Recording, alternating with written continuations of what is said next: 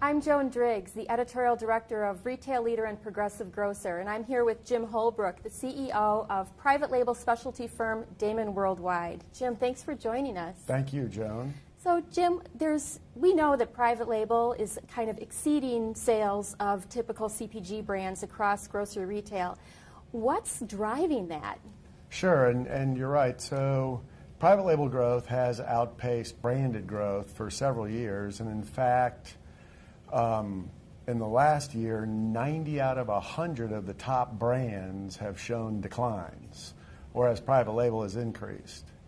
Private label penetration, household penetration is up, and actually loyalty and affinity is up as well. So what's driving that, I think, is the move to quality, the move to transparency, authenticity, and differentiation. So the retailers who do this right have items that you can't get anywhere else. And consumers are really attracted to that these days. So is that, you mentioned that consumers are kind of attracted to that newness, the novelty. Is that one of those major industry forces that's kind of driving some strategies for retailers? I think so. It's a generational thing now. So it used to be that if your grandmother did the wash with a name brand and your mother did the wash with a name brand, then you did your wash with a name brand. And the millennial generation has broken away from that, and they want to figure it out themselves. And they listen more to their friends than they do to their elders, to their parents. So that's causing quite a shift in where their allegiance is.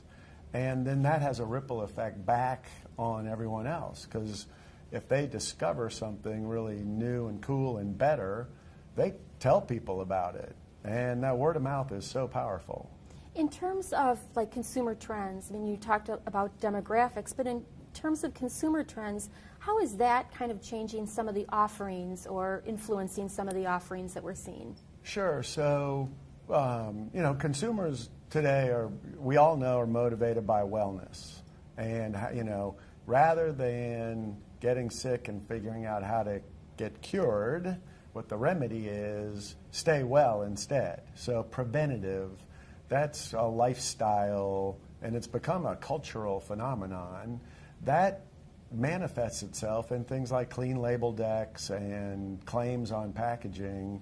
And again, that has a significant impact on people's purchases. Wow, terrific.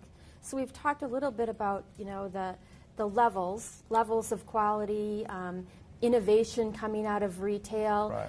Are there any challenges that you see, or maybe things that retailers still wrestle with when it comes to private brands? Sure. So I could talk for hours about that. But it comes down to a couple things. The retailers who really believe that they need to differentiate themselves manage their private brands truly strategically.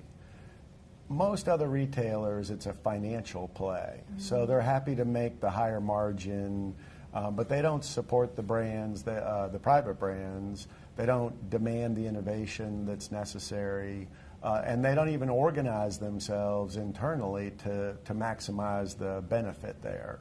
So there is a haves and have-nots, or there's definitely a group that gets it and another group that's trying to figure it out. Absolutely.